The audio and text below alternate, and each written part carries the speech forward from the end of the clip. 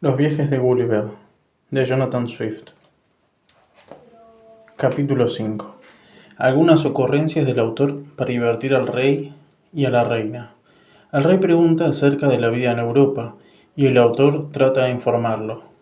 Reflexiones del rey a este respecto. Una o dos veces por semana asistía al despertar del rey y con frecuencia solía hallarme presente cuando lo afeitaban.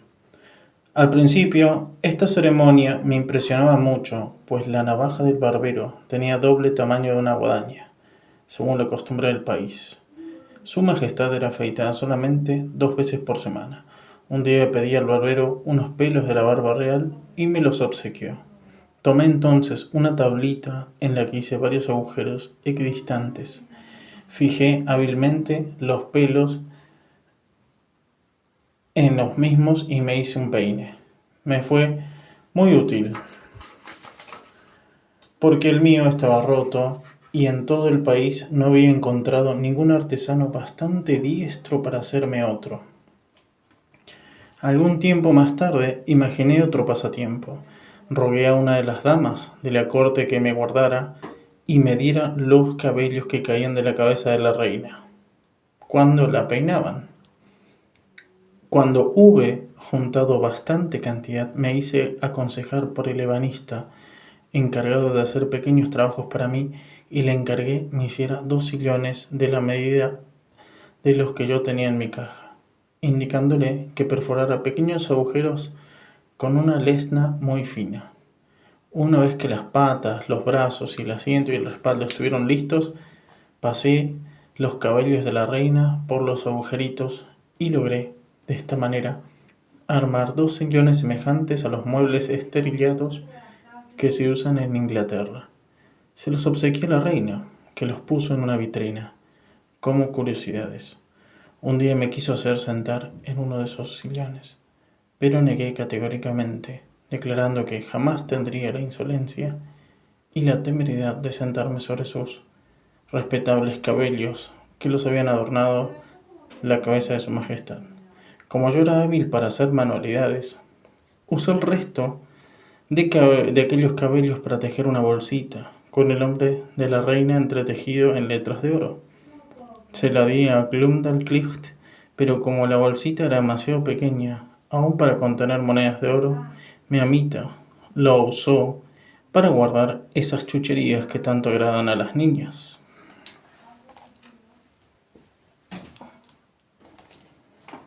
El rey era muy aficionado a la música.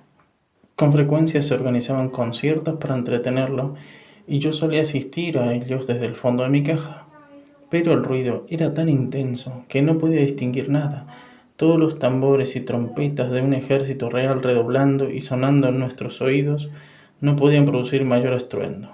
Por lo tanto, tomé la costumbre de mandar a colocar mi caja lo más alejada de los músicos, cerradas las puertas y las ventanas y corrían las cortinas. Con estas precauciones la música no me parecía tan desagradable. Como yo sabía tocar el clavicordio, un día tuve el deseo de deleitar al rey y a la reina con alguna melodía inglesa, con ese instrumento. Pero me pareció extremadamente difícil poder hacerlo, pues el clavicordio de la corte tenía casi 20 metros de largo y cada tecla unos 30 centímetros de ancho. Extendiendo los brazos, solo podía abarcar 5 teclas. Además, para obtener algún sonido, me era necesario golpear encima a puñetazos. Se me ocurrió, pues, la idea de tomar 2 palos del tamaño de un bastón común, uno de cuyos extremos recubrí con una piel de laucha, para no dañar las teclas y amortiguar la sonoridad del instrumento. Luego fue colocado un banco a la altura del teclado. Subí encima y eché a mis palos. De esta manera pude colocar una giga inglesa, pero debo confesar que jamás realicé un ejercicio más violento y más arduo. El rey, como ya lo he señalado, era un príncipe muy inteligente y con frecuencia ordenaba que colocase mi caja sobre la mesa de su gabinete. Entonces me pedía que sacara una de mis sillas y me sentara para estar al nivel de su rostro. Tuve así varias conversaciones con él. Una vez me tomé la libertad de decir a su majestad que el desprecio que manifestaba respecto a Europa y al resto del mundo no era digno de una mentalidad tan elevada como la suya.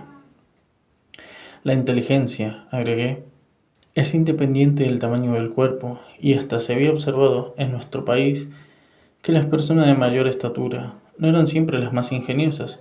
Entre los animales, las abejas y las hormigas tienen fama de ser las más activas y sagaces. En conclusión, dije al rey que, aunque hiciese poco caso de mi persona, esperaba no obstante poderle serle muy útil. Su Majestad me escuchó con gran atención y pareció tener mejor concepto de mí. Me ordenó escribirle con exactitud el gobierno de Inglaterra y me dijo que a pesar de sus prevenciones, se alegraría si pudiese aprender cosas bastante buenas como para ser imitadas. Lamentando no tener la elocuencia de Demóstenes o de Cicerón para encomiar mi querida patria, expliqué al rey la constitución de nuestro parlamento. Le describí cómo funcionan nuestras cortes de justicia. No dejé de hablarle de la sabia administración de nuestras finanzas y elogié extensamente el valor y las hazañas de nuestros soldados y marinos. Indiqué el número de mis conciudadanos y cité las diferentes religiones y partidos políticos que existen entre nosotros. No omití ni nuestros juegos, ni nuestros espectáculos, ni ninguna otra particularidad que podía enaltecer a mi país, y terminé con un breve relato histórico de sucesos y asuntos ocurridos en Inglaterra en el curso de los últimos 100 años. Esta conversación se prolongó durante 5 audiencias de varias horas. Su Majestad me atendía con muchísimo interés, tomando notas con frecuencia e inscribiendo las objeciones que se le ocurrían. Durante la sexta audiencia, Su Majestad releyó sus notas y me hizo varias preguntas embarazosas respecto a las costumbres de nuestra nobleza, nuestros hábitos electorales, nuestros impuestos, nuestro ejército y nuestra historia. Luego se tomó el trabajo de recapitular todo lo que yo le había dicho. Comparó sus preguntas con mis respuestas y tomándome entre sus manos me acarició suavemente y pronunció estas palabras que jamás olvidaré. Mi querido amigo Grildick, tú has hecho un admirable panegírico de tu país. Has demostrado claramente que la ignorancia, la pereza y el vicio suelen ser los ingredientes apropiados de un hombre de Estado, que las leyes son interpretadas y aplicadas por gentes que tienen el propósito de corromperlas. La forma de tu gobierno pudo haber sido tolerable en sus comienzos, pero el vicio la ha desfigurado por completo. Según lo que tú me has dicho, no veo que sea necesario tener ninguna virtud para llegar, entre vosotros, a ocupar un rango elevado. Me doy cuenta, por el contrario, que los hombres no son ennoblecidos por sus virtudes, que los sacerdotes no ascienden por su piedad o por sus conocimientos, ni los soldados por su coraje, ni los jueces por su integridad, ni los senadores por su amor a la patria, ni los hombres de Estado por su sabiduría.